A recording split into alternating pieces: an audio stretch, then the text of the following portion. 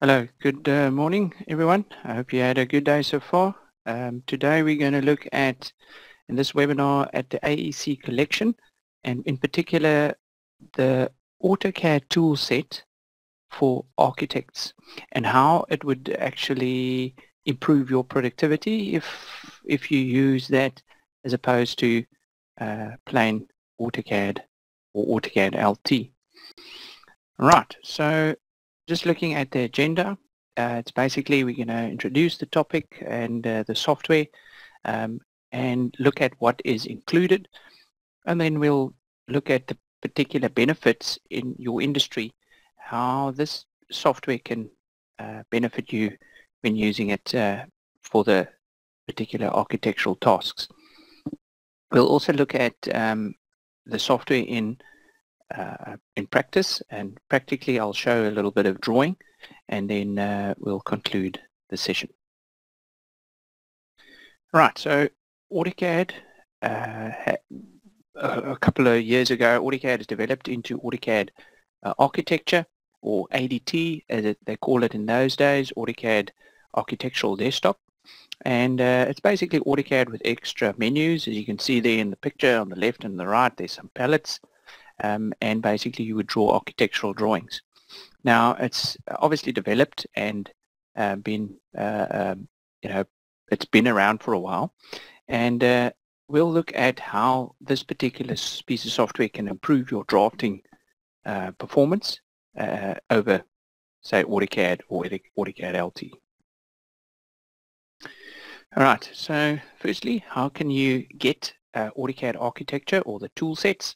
It's part of AutoCAD, so whenever you get or purchase AutoCAD, or AutoCAD is part of a collection, then you would get all these tool sets. Now, as you can see in the picture, there's 8 or so tool sets, each for a particular industry in the technical environment. You know, you've got electrical, mechanical, plant, map, MEP and such. Now it's all based on AutoCAD, so it's basically AutoCAD with extra menus, which obviously are there to improve your performance.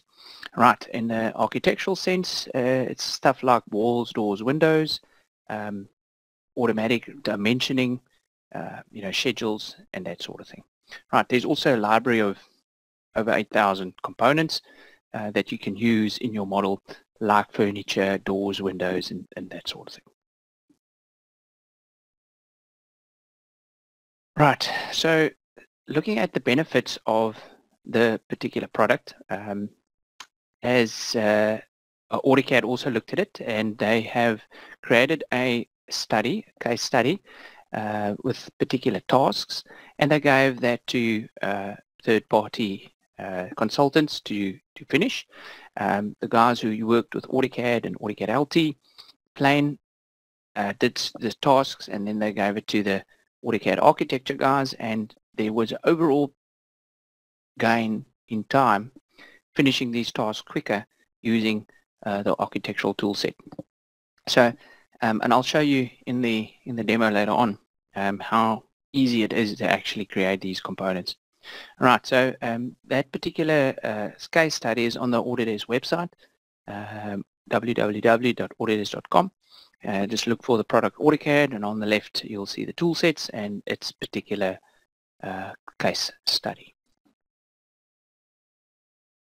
Right, so that case study also talked about particular concepts and things that you can improve on.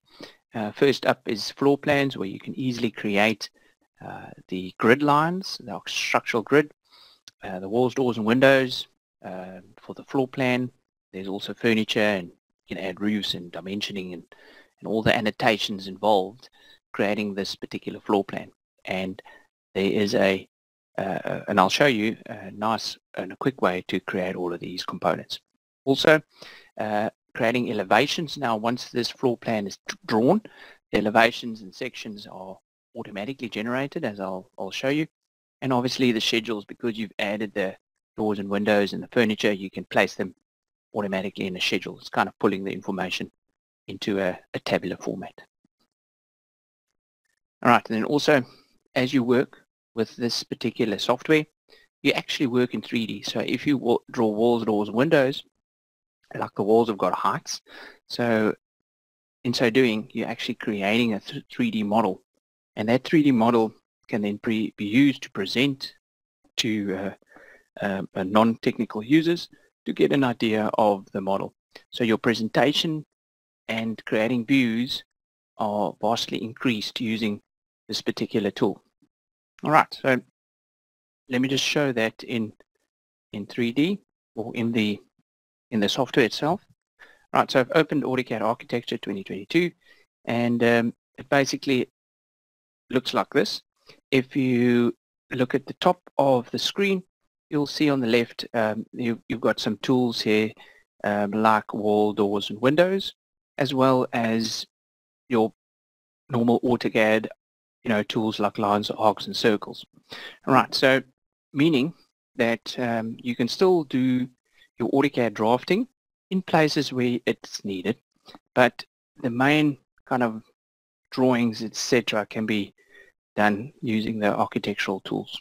Right, so this is just one sheet. You'll see there's a little 3D, some schedules, some 2D and 3D details. Also another sheet just has some of the floor plans, elevations, and sections added. All right, so let's go to the model space and just have a look at this particular model. Right, so in the model space, I've created the division between different viewports so that I can see the model at various areas, angles.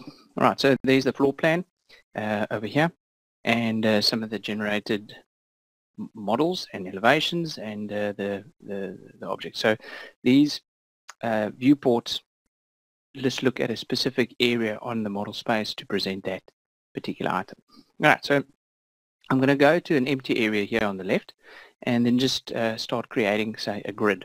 So if I click on the, right, not that grid, I'll just, that's a custom grid. I'll just use a normal column grid. All right, and then place it here. Now, obviously, this grid can be customized here on the left in the properties with a particular bay size and how many bays and such. I'll just leave it standard. Right, and then maybe select on it, right-click, and add some labels to this particular item. All right, so as I add labels, you have ability to, say on the x-axis, go 1 to 6, and on the y-axis maybe go A to D, depending on what you want. All right, so I will just check if everything, yeah, that's fine, so I'll say okay. All right, and as you can see, the labels have been added, and there's your labels. Now, as you can already see, just by creating this one little tool, it's much faster than just drawing the lines, offsetting and arraying or whatever. Right.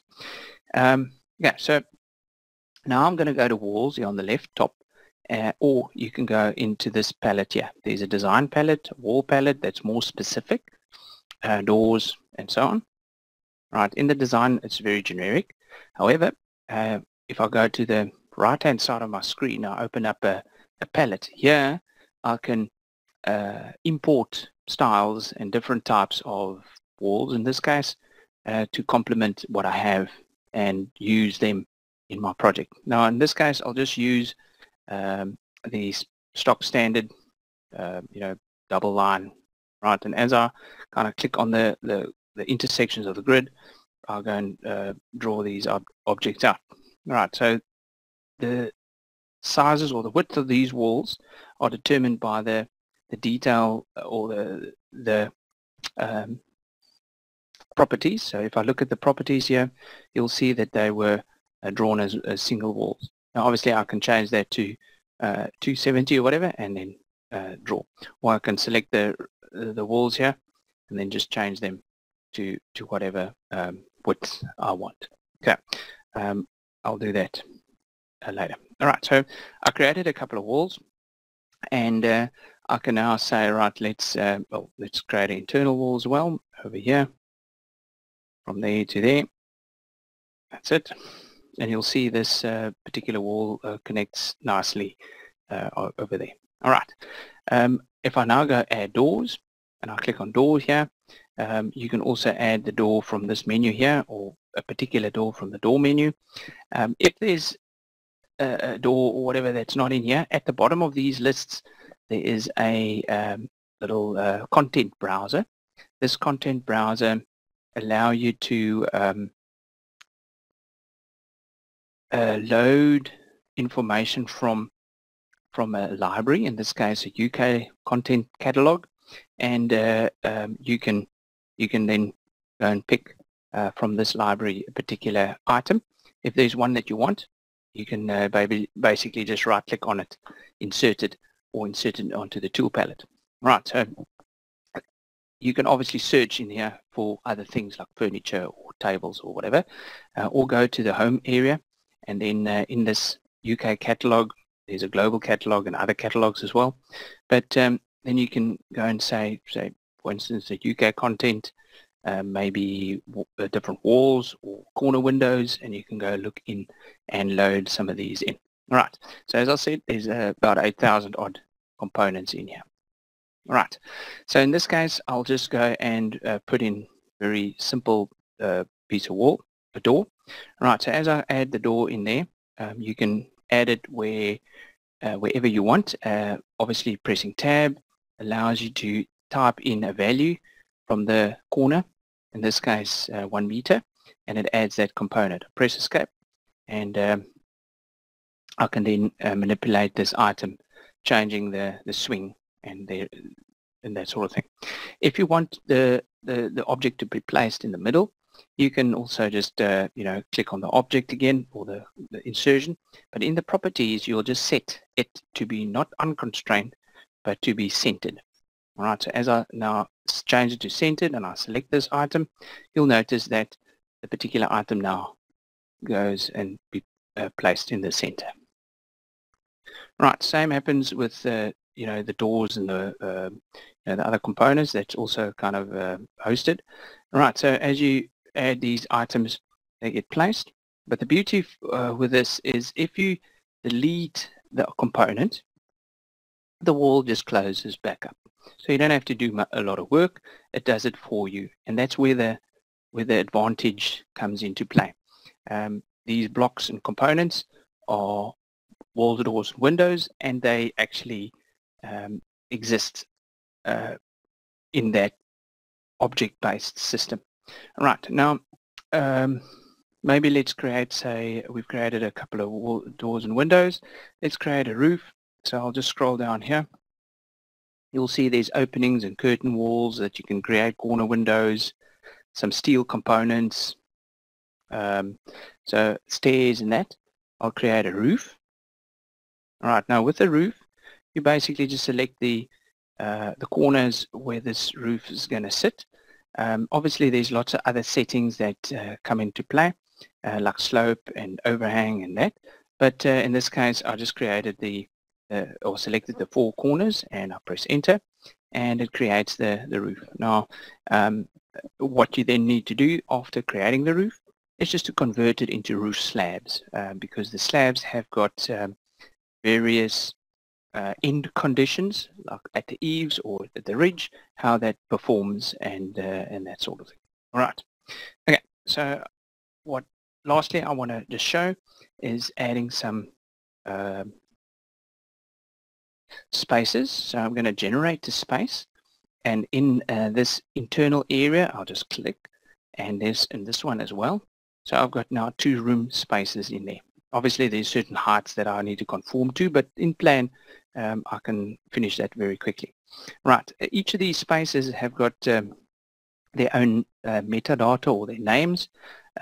You'll see that there's a space name. I'll change that to office on the left here, and that will allow this space to have a name called office. Right, now if I want to annotate and show the user that that's what I want or did, I can add a tag. So I'll add a room tag to this room, and as I do that and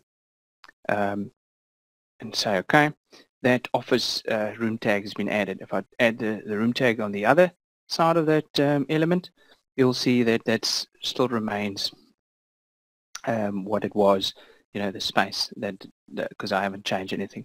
So these tags just refer to the particular component, so and just gives it a little bit of a visual feel, all right, or textual feel. So this is now door 07, because in the properties of that door there is it's a 7th door now, I suppose, in this. Now obviously you can change that to whatever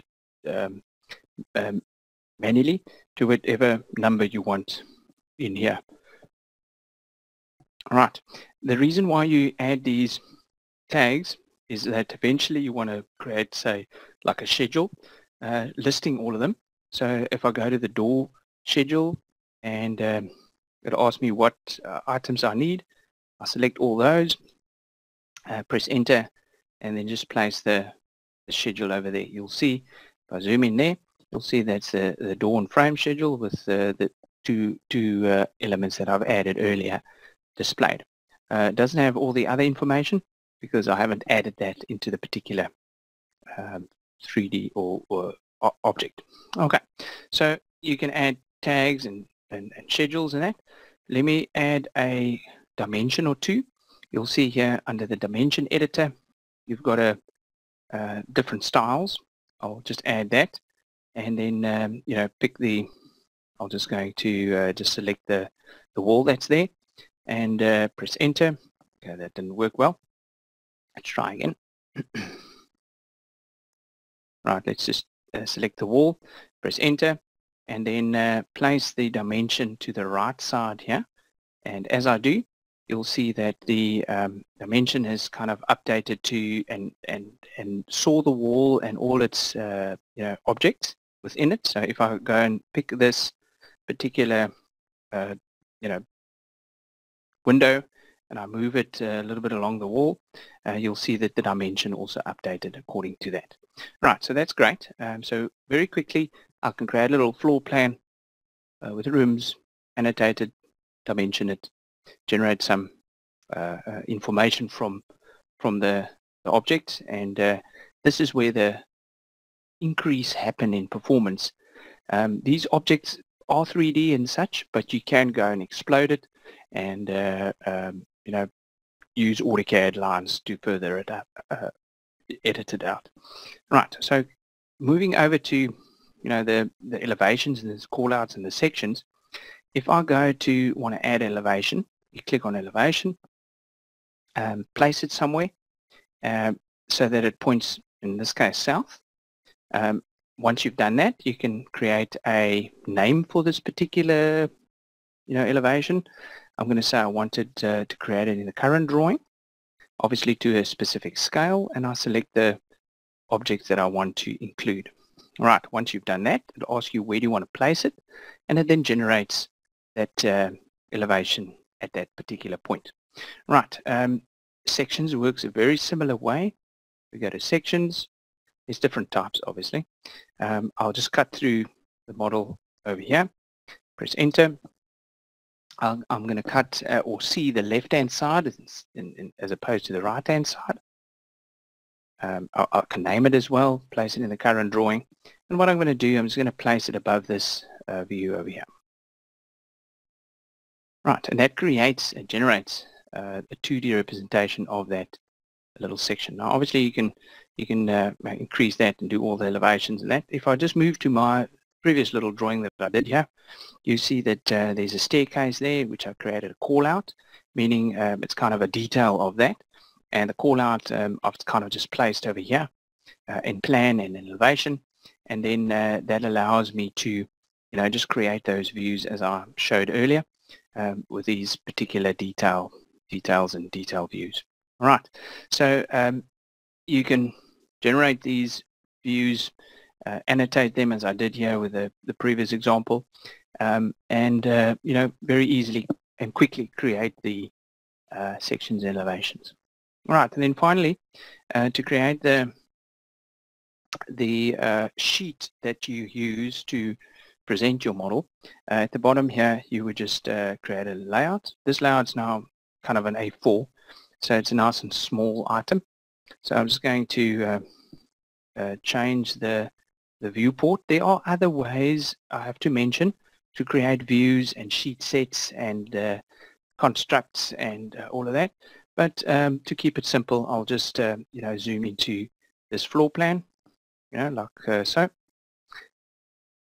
and then copy that viewport. Now these viewports, they contain scale, so each of these viewports have a specific scale that I can view these models with. So if I select that viewport, you'll see at the bottom there's a particular scale. I'll say, for instance, 1:200, and it's slightly smaller than it was. Okay, so you'll notice that so you can go on these border lines. You can also put in a layer, turn that layer off, and present your drawing in a different way, like over here. All right, and the 3D, as you can see, if I look at the model space, you'll see that your drawing currently is, we kind of drew it in 2D in plan, but if you change the view here at the top to show southwest isometric, it allows you to see the model at an angle. Now this again allows a 3D view of it, but it's still set under wireframe. So if I change that to conceptual, it will allow me to see the solid objects. Now there's a whole rendering system that you can also apply, meaning you can add materials to this item and then present it, and that will give you the presentation view that you might require. This particular view is in parallel. I can change it to perspective, so it just has some vanishing points, and it works a little bit better and looks a little bit better than just the perspective or parallel. All right, so once that's finished, you can obviously place that in a viewport as well, turn on and off certain layers, and then present your 3D model. Right, if I turn back to the presentation. All right, so to conclude, as you saw, there is a increase in performance using AutoCAD Architecture, doing these architectural tasks over, say, AutoCAD LT or AutoCAD, and it is beneficial. But in saying all of this, when you are outgrown or looking at being more productive, one option is also to look at a product called Revit, meaning that Revit is very similar to AutoCAD Architecture or the architectural toolset. However, it's a building information modeling authoring tool that opens different doors, meaning you can work with other stakeholders also in Revit in the cloud, uploading models there, and in the whole BIM environment. All right, so that's a couple of options that you have at least, and you can chat to us if you need more clarity on which route to take and where to go. And yes, as you can see on the right hand side, that's our office detail. I'm in the PE office, so you can contact us if you want more information. Right, thank you for attending, and we'll see you on the next one.